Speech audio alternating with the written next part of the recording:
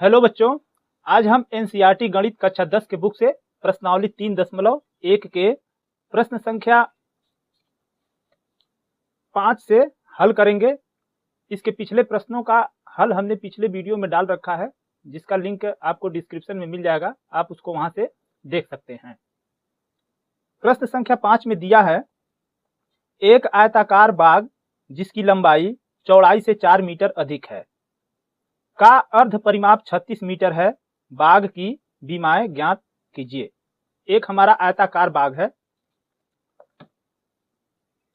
ये जो है हमारा प्रश्न संख्या 5।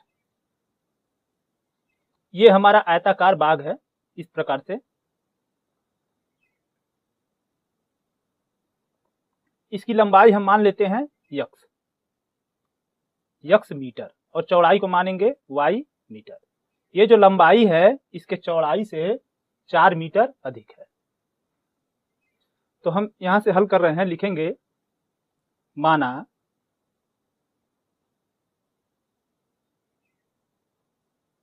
आयताकार बाग की लंबाई, इसकी लंबाई को हम मानेंगे यक्स मीटर।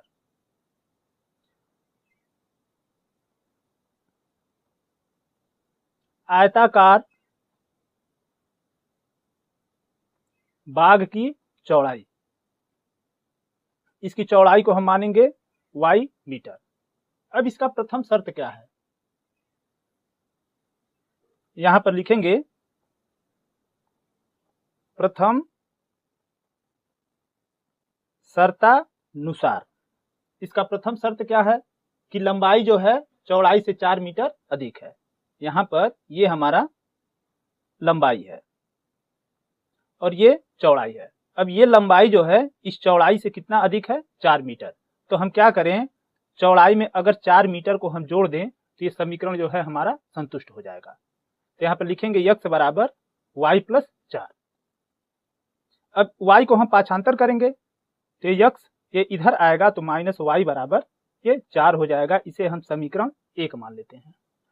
फिर यहाँ पर दूसरी शर्त अनुसार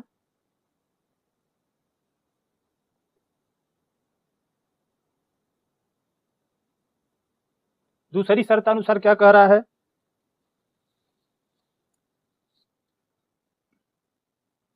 इस बाग का अर्ध परिमाप जो है 36 मीटर है।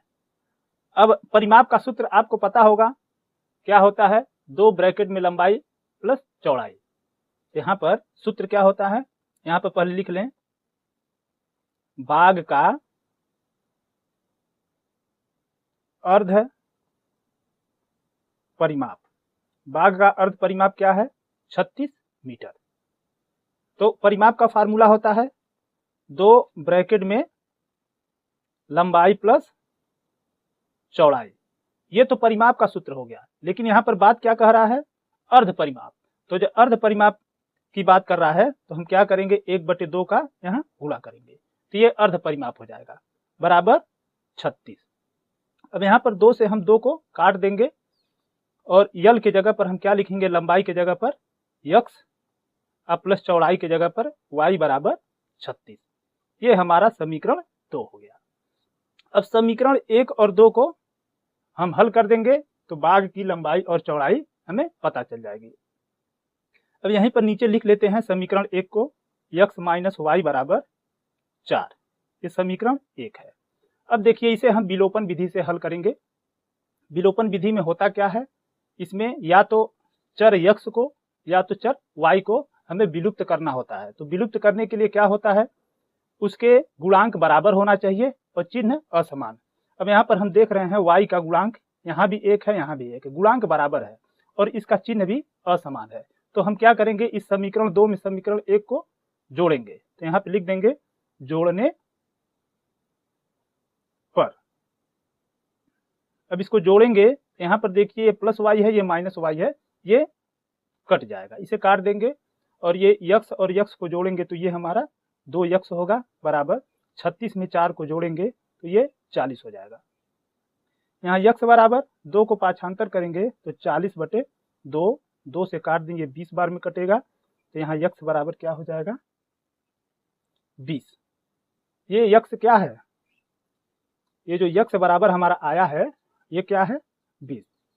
ये जो है इस बाग की लंबाई है। अब हम इस यक्स का मान या तो आप समीकरण 1 में रख दीजिए या तो समीकरण 2 में रख दीजिए, जिसमें आपकी मर्जी हो उसमें रख दीजिए, तो y का मान निकल करके आ जाएगा। तो हम यहाँ पर रख रहे हैं, लिखेंगे समीकरण 1 में y बराबर, ये यक्स है, यक्स बराबर 20 रखने पर। अब यहाँ पर यक्स बराबर 20 रखेंगे, समीकरण 1 क्या है, यक्स माइनस वाई बराबर 4। यहाँ पर लिखेंगे यक्स माइनस वाई बराबर 4। तो यक्स के जगह क्या रखेंगे हम, ये 20।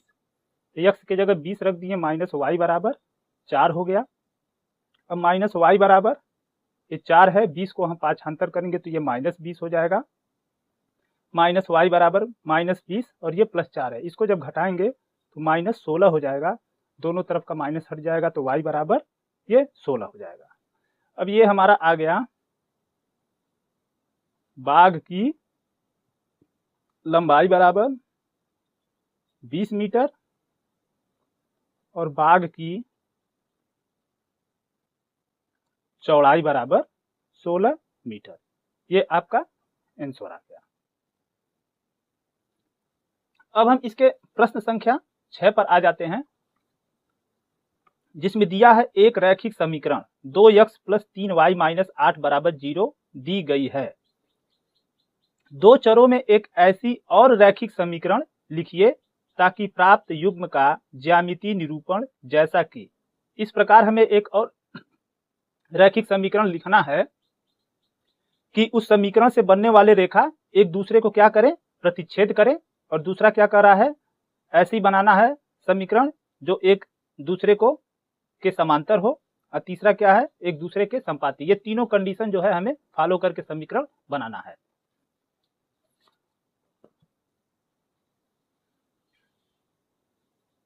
तो ये है प्रश्न संख्या 6।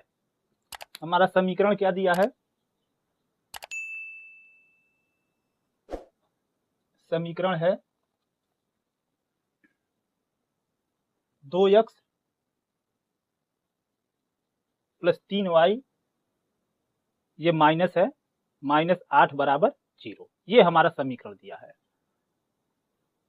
अब इसमें पहला प्रश्न क्या है, एक ऐसा समीकरण बनाना है जो इस रेखा को प्रतिच्छेद करे। तो प्रतिच्छेद करने वाली रेखा का कंडीशन क्या होता है, इसमें होता है हमारा a1/a2 is not equal to b1/b2। इस कंडीशन को हमें फॉलो करना है। अब यहाँ पर देखिए, यहाँ पर x का गुणांक 2 है, यहाँ पर y का गुणांक 3 है। तो हम क्या करें, x और y के गुणांक को चेंज कर दें। तो यहाँ पर लिखेंगे पहला में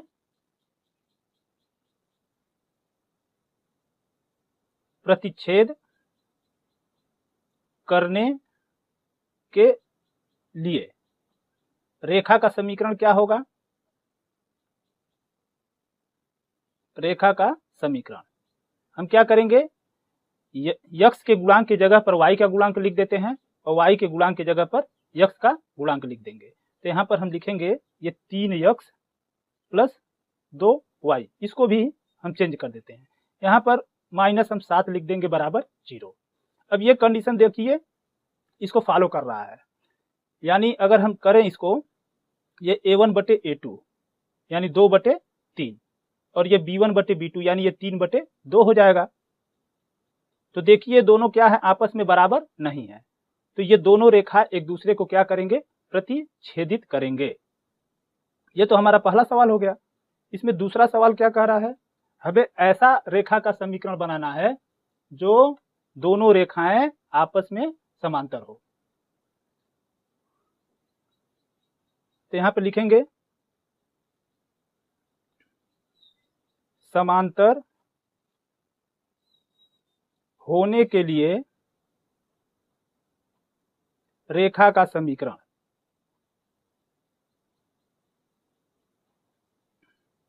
अब समांतर होने के लिए रेखा का समीकरण क्या होगा, इसका कंडीशन क्या होता है, a1/a2 is equal to b1/b2। B2 is not equal to C1 upon C2, ये कंडीशन होगा। जब ये कंडीशन होगा तो दोनों रेखाएं आपस में क्या होंगी, समांतर होंगी। तो हमें क्या करना है, जो यक्स का गुणांक है वही रहेगा और वाई का गुणांक जो है वह वही रहेगा, केवल हमें जो ये अचर पद है इसी का मान चेंज करना है। तो इसमें क्या होगा, हम लिखेंगे 2x प्लस 3y, इसे आप कुछ भी रख दीजिए, मान लेते हैं हम 12 रख देते हैं, यहाँ पर लिख देंगे -12 बराबर 0। अब यहाँ पर इसको अगर देखें तो ये A1 अपान A2 यानी ये 2/2 होगा, तो ये कट जाएगा, बराबर क्या होगा 1। और B1 अपान B2 यानी 3/3 होगा, 3/3 होगा, तो ये कट जाएगा तो क्या हो जाएगा, ये भी 1 हो जाएगा। और ये C1 अपान C2 यानी 8/12 कर दें, क्या कर दें 8/12, ये कटेगा 4 दूना 8, 4 तियां 12, ये हो जाएगा 2/3। अब यहाँ पर ये आ गया हमारा 1 और ये आ गया 1, यानी A1 अपान A2 और B1 अपान B2 आपस में बराबर है, और ये C1 अपान C2 ये इसके बराबर नहीं है। तो इसलिए ये दोनों रेखा, ये वाला रेखा और ये वाला रेखा एक दूसरे के क्या होंगे, समांतर होंगे। तीसरा हमारा क्या है, कह रहा है इसमें ऐसी रेखा का समीकरण बनाना है जिससे दोनों रेखाएं क्या हों, समपाती हों। यहाँ पर लिखेंगे समपाती होने के लिए रेखा का समीकरण। इसमें कंडीशन क्या होता है, जब A1 upon A2 is equal to B1 upon B2 is equal to C1 upon C2 होता है, तीनों आपस में बराबर होते हैं तो रेखाएं क्या होती हैं, समपाती होती हैं। अब देखिए इसमें ऐसा करने के लिए हम क्या करें, ये जो समीकरण जो दिया है 2x प्लस 3y माइनस 8 बराबर 0, इस पूरे समीकरण में हम क्या करें, 2 का गुणा कर दें, 2 गुना कर दें, तो दोनों रेखाएं क्या होंगे, समपाती होंगे। यानी इसमें 2 का गुणा करेंगे तो ये हो जाएगा 4x और प्लस 2 का गुणा 3 में करेंगे तो ये 6y और माइनस 2 का गुणा 8 में करेंगे तो ये 16 होगा बराबर 0। तो ये हो जाएगा इस रेखा के समपाती। अगर इसको हम चेक करें तो यहाँ पे देखिए 2/4 होगा, यहाँ पर चेक करें तो 2/4 होगा A1 अपान A2, तो ये क्या हो जाएगा, 2 1 कम 2, 2 दूना 4 यानी 1/2 आ जाएगा। और ये B1 अपान B2 यानी ये क्या आ जाएगा, 3/6, 3/6 ये भी कट के आ जाएगा, 3 1 कम 3, 3 दूना 6 ये भी आ गया 1/2। और अगर ये C1 अपान C2 करें यानी 8/16 करें तो ये भी कट करके कितना आएगा, 1/2। तो इसलिए A1 upon A2, B1 upon B2 और C1 अपान C2 क्या हो जाएगा, आपस में बराबर हो जाएगा, जिससे ये दोनों रेखाएं क्या होंगी, समपाती होंगी। तो ये हमारा आंसर हो जाएगा, एक आंसर ये वाला और दूसरा ये और तीसरा ये। अब हम इस प्रश्नावली के प्रश्न संख्या 7 पर आ जाते हैं, जो इस प्रश्नावली का लास्ट प्रश्न है। इसमें दिया है समीकरणों x माइनस वाई प्लस 1 बराबर 0 और 3x प्लस 2y माइनस 12 बराबर 0 का ग्राफ खींचिए। हमें एक ग्राफ खींचना है और क्या करना है, x अक्ष और इन रेखाओं से बने त्रिभुज के शीर्षों के निर्देशांक ज्ञात कीजिए। जो x अक्ष और इन रेखा से त्रिभुज बनेगा उसके शीर्ष का निर्देशांक ज्ञात करना है और त्रिभुजाकार पटल को छायांकित कीजिए। तो इसको हम हल कर लेते हैं।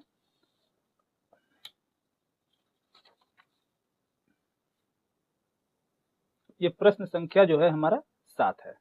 तो हमारा एक समीकरण क्या दिया है, x माइनस वाई प्लस 1 बराबर 0, ये समीकरण दिया है। तो सबसे पहले इस समीकरण को हम y का मान निकालेंगे x के पदों में। तो यहाँ पर होगा क्या, माइनस वाई अकेला रहेगा, बाकी सब एक तरफ रहेगा।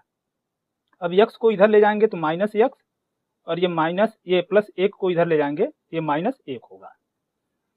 ये माइनस वाई बराबर, इसमें हम माइनस कॉमन लें तो ये x प्लस 1 हो जाएगा, दोनों तरफ माइनस हटेगा तो y बराबर x प्लस 1 हो जाएगा।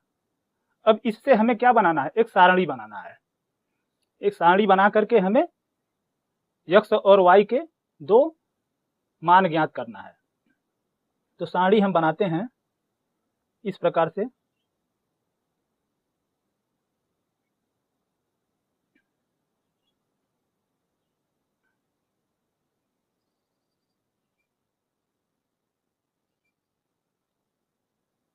अब यहाँ पर जो है हमारा x का मान, यहाँ y का मान। एक बार यदि हम x बराबर 0 ले लेते हैं, एक बार हम क्या रख लें, x बराबर 0 रखें, तो y का मान क्या होगा। अब यहाँ y बराबर x की जगह पे 0 रखेंगे तो 0 + 1, और 0 में 1 को हम जोड़ेंगे तो हमें मान मिलेगा 1, यानी y का मान क्या आ जाएगा, 1 आ जाएगा। एक मान हमें और लेना है। यदि हम x की जगह पर मान रख लें -1, x की जगह पे मान क्या रख लें, -1, तो y का मान हमें क्या मिल जाएगा, 0 मिल जाएगा। अब ये हमारा बिंदु प्राप्त हो जाएगा। लिखेंगे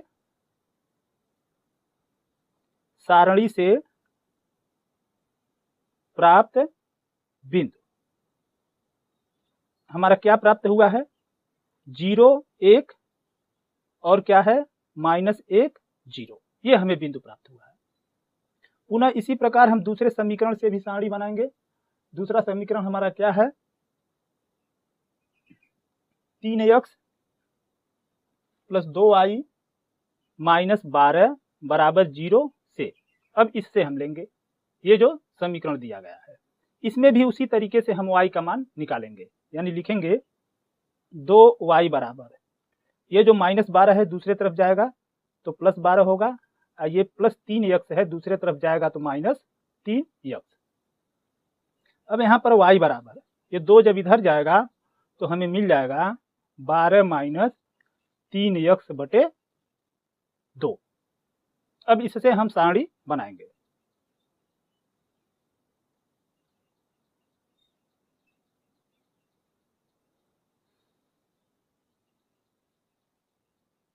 अब यहाँ पर हम ये x का मान यहाँ पे रखेंगे, ये x है और ये क्या है, y। अब x का कुछ ऐसा मान रखिए जिससे y का मान निकल करके आ जाए। यदि हम x की जगह पे क्या रख दें, 4 रख दें, तो ये 3 × 4 हो जाएगा, 3 × 4 = 12, और 12 में से 12 को हम निकालेंगे तो 0 बचेगा, और 0 में जब 2 का हम भाग देंगे तो क्या मिलेगा हमें, 0। तो x की जगह पर हम क्या रख दें, 4 रख दें, तो यहाँ पर y का मान क्या हमें प्राप्त होगा, 0 प्राप्त होगा। अब x का दूसरा हम मान रखेंगे, कुछ ऐसा मान रखेंगे जिससे y का मान आसानी से निकल जाए। यहाँ पर x का मान आप कुछ भी रख सकते हैं, ये कोई जरूरी नहीं है कि जो मान मैं रखा हूं वही मान आप भी रखें। तो यहाँ पर यदि हम x की जगह पर क्या रख दें, 2 रख दें, x की जगह पर 2 रख दें तो ये 3 × 2 हो जाएगा, तो 3 दूना 6, और 12 में 6 निकलेगा तो क्या बचेगा, 6 बचेगा, और 6 में 2 का भाग देंगे तो क्या हमें मिलेगा, 3 मिलेगा। तो इस तरीके से यहाँ पर y का मान 3 आ गया। अब यहाँ पे लिखेंगे सारणी से प्राप्त बिंदु। अब यहाँ पर क्या क्या बिंदु प्राप्त हुआ है, 1, 4, 0, और दूसरा क्या प्राप्त हुआ है, 2, 3। ये हमें बिंदु प्राप्त हो गया। अब हमें इसका ग्राफ बनाना है, तो चलिए हम ग्राफ बनाते हैं।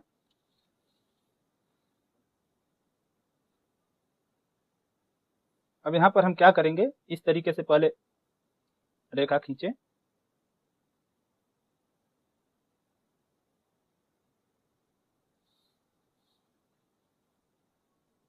फिर इधर भी खींच लेते हैं।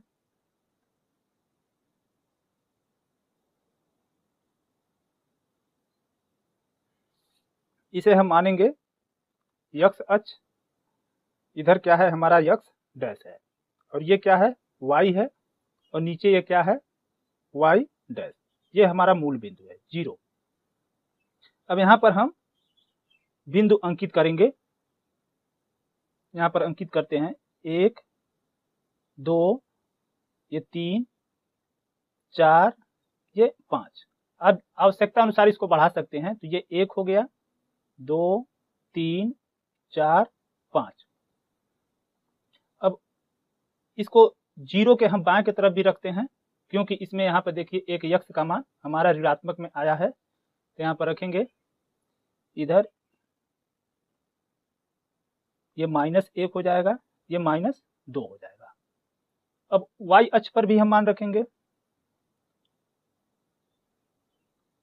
1, 2, 3, 4।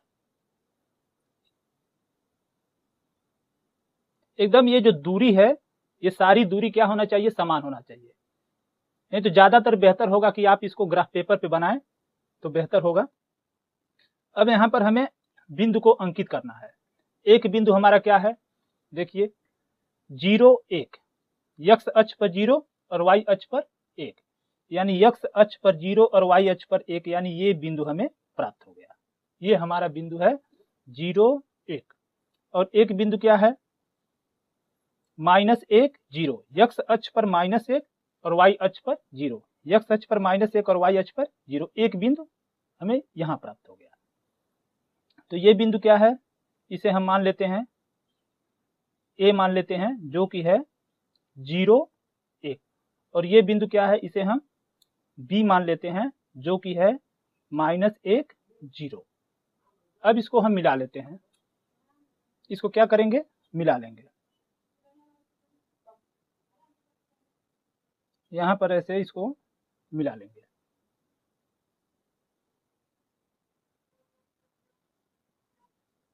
ऐसे मिला दिए।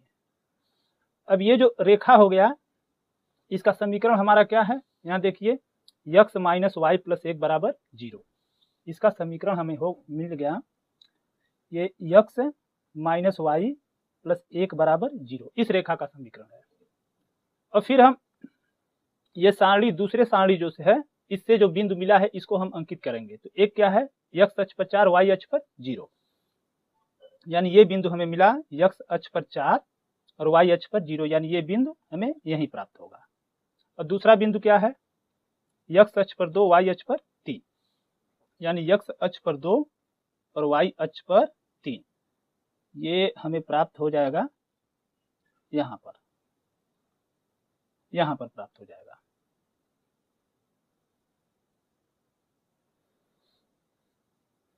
यहाँ पर ये बिंदु जो है एकदम इसी रेखा पर मिलेगा हमें। अब कारण क्या है, मैं ग्राफ पेपर पे नहीं बना रहा हूं, जब आप ग्राफ पेपर पे बनाएंगे तो एकदम ये सही बनेगा, परफेक्ट बनेगा। तो ये बिंदु हमें यहीं प्राप्त होगा, इसी रेखा पर। तो इसे हम मान लेते हैं ये बिंदु C, जिसका निर्देशांक है क्या, 4 0। ये जो निर्देशांक है ये 4 0 है। और ये वाला जो बिंदु है हम मान लेते हैं ये क्या है, D है। इसका निर्देशांक क्या है, 2 3। आप लोग इसको ग्राफ पेपर पे बनाइएगा ताकि सही बने। अब इससे क्या होता है, हम ग्राफ पेपर पे नहीं बनाए हैं तो ये जो दूरी है, ये सब किसी की दूरी अधिक हो जा रही है, किसी की दूरी कम हो जा रही है, जिसके कारण हमें सही बिंदु नहीं मिल पा रहे हैं। तो आप लोग जब ग्राफ पेपर पे बनाएंगे तो आपको सही बिंदु प्राप्त होंगे, आकृति जो है, ग्राफ जो है सही बनेगा। अब इन दोनों बिंदु को हम क्या करेंगे, मिला देंगे। इस दोनों बिंदु को हम मिला देते हैं, इस प्रकार से मिला देंगे। अब जो ये रेखा है इसका समीकरण क्या है, 3x प्लस 2y माइनस 12 बराबर 0। अब देखिए जो त्रिभुज बना है, क्या इसमें कह रहा है, यक्ष अक्ष, जो ये यक्ष अक्ष है और ये जो दोनों रेखा है, इनसे जो त्रिभुज बन रहा है, उसी त्रिभुज का हमें शीर्ष का निर्देशांक, ये शीर्ष जो है उसी का हमें निर्देशांक बताना है। और इस त्रिभुज को क्या करना है, छायांकित करना है। तो हम इसको छायांकित कर देते हैं, इस प्रकार से आप इसको छायांकित कर देंगे। ऐसे देखिए, इस तरीके से।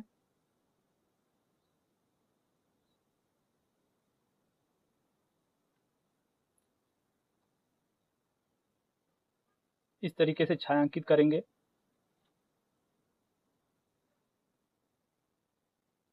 यहाँ पर अब देखिए ये हमारा त्रिभुज क्या बन गया, BCD।